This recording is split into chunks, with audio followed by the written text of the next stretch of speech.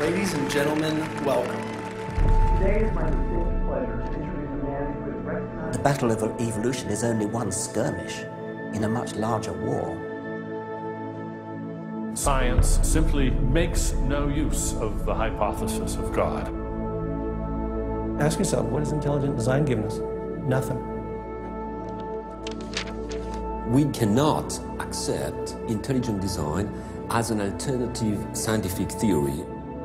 They will never accept that we have a better argument. They just pester us and they waste our time.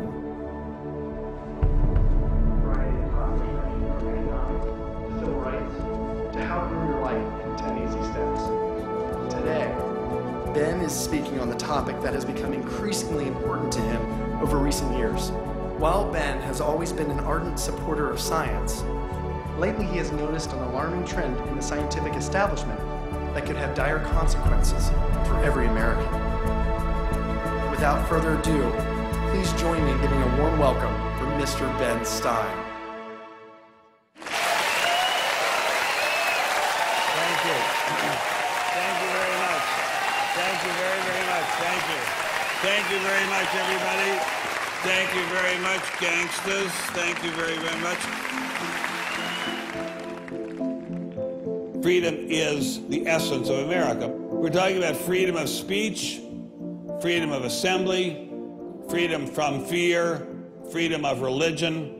Martin Luther King said, America is essentially a dream, and he said it is a dream of freedom and equality, and freedom is the way to equality.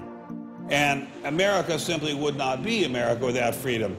In every turning point in our history, the decision has always been about freedom. Freedom is what makes this country great. Freedom has allowed us to create, to explore, to overcome every challenge we have faced as a nation. But imagine if these freedoms were taken away. Where would we be? What would we lose? Well, unfortunately, I no longer need to imagine. It's happening. We are losing our freedom in one of the most important sectors of society, science. I have always assumed that scientists were free to ask any question, to pursue any line of inquiry without fear of reprisal. But recently, I've been alarmed to discover that this is not the case. It all began when I met evolutionary biologist Richard Sternberg in Washington, D.C. His life was nearly ruined when he strayed from the party line while serving as editor of a scientific journal affiliated with the prestigious Smithsonian Museum of Natural History. Your office was over there? That's correct. This here is the West Wing. Directly ahead of us is the West Wing of the Natural History Museum. So now you're not there anymore because you're a bad boy. No, I'm not. No, I was exiled. You're a bad boy. You question the powers that be. What was Dr. Sternberg's crime? He dared to publish an article by Dr. Stephen Meyer, one of the leading lights of the intelligent design movement. The paper ignited a firestorm of controversy merely because it suggested intelligent design might be able to explain how life began. As a result, Dr. Sternberg lost his office, His political and religious beliefs were investigated, and he was pressured to resign. The questioning of Darwinism was a bridge too far for many. The mentioning of intelligent design that occurs at the end of the paper was over the top. And I think the intelligent design proponents have raised a number of very important questions. And you wanted to get those questions brought up and discussed. Placed on the table. Placed on the table. People were so upset about it. They were so upset that you could see they had a physical emotional reaction. Wow. They were saying that Stephen C. Meyer is a well-known Christian, that Stephen C. Meyer is an intelligent design proponent, that Stephen C. Meyer is a Republican.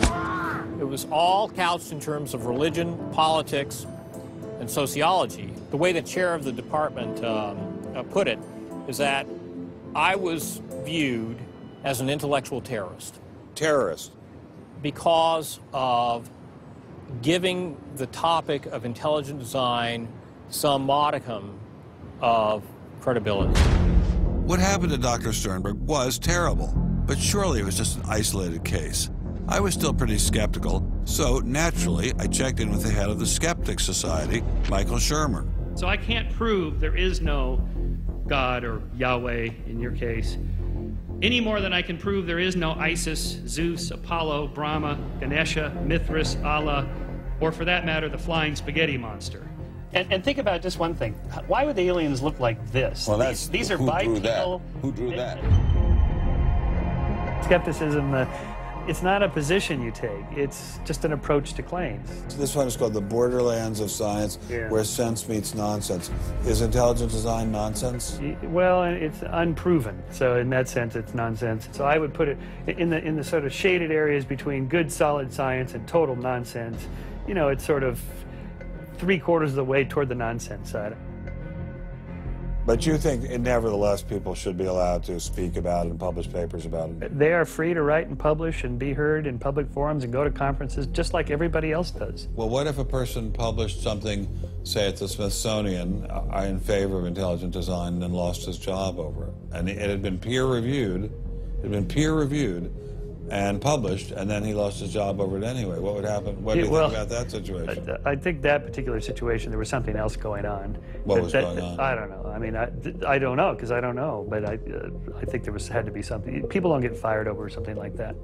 You roll up your sleeves, you get to work, you do the research, you get your grants, you get your data, you publish, and you work your butt off, and that's how you get your theories taught. Well, but wait a minute. What if you try and roll up your sleeves and go to work and work your butt off, and they say, well, we're going to fire you if you even mention the word intelligent design? I don't think that's happening. Where is that happening?